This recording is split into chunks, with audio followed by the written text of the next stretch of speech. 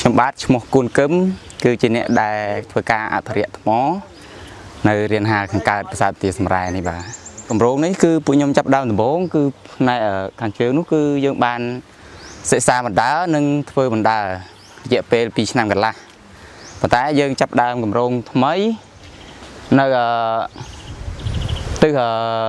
និរដីនេះគឺ1ឆ្នាំនិងបន្តនៅឆ្នាំនេះចំនួន1ឆ្នាំទៀតដែលយើងទៅចាប់ដើមធ្វើតម្រូវនេះហើយនឹងយើងសម្អាតបណ្ដានៅខាងលើហ្នឹងហើយពីមុនគឺខ្ញុំនៅនាយកដ្ឋានអភិវឌ្ឍទេសចរគឺពួកខ្ញុំមកហាត់ការនៅកន្លែងខាងការងារអភិរក្សទី1គឺពួកខ្ញុំស្រឡាញ់ក្នុងការងារអភិរក្សដែលជាដើមចមដែលយើងអាចជួយថែរក្សាមើលថែគេដំណើរពីដូនតារបស់យើងមកហើយមួយទៀតគឺយើងអាច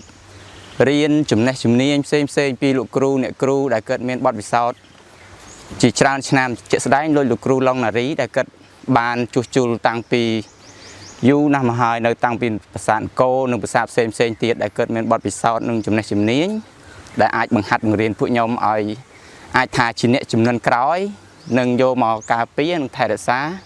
អភិរក្សប្រាសាទរបស់យើងទៀតនិយាយរួមទៅបើយើងប្រៀបធៀបពីថ្ងៃដែលយើងចូលដំបូងនិងថ្ងៃនេះ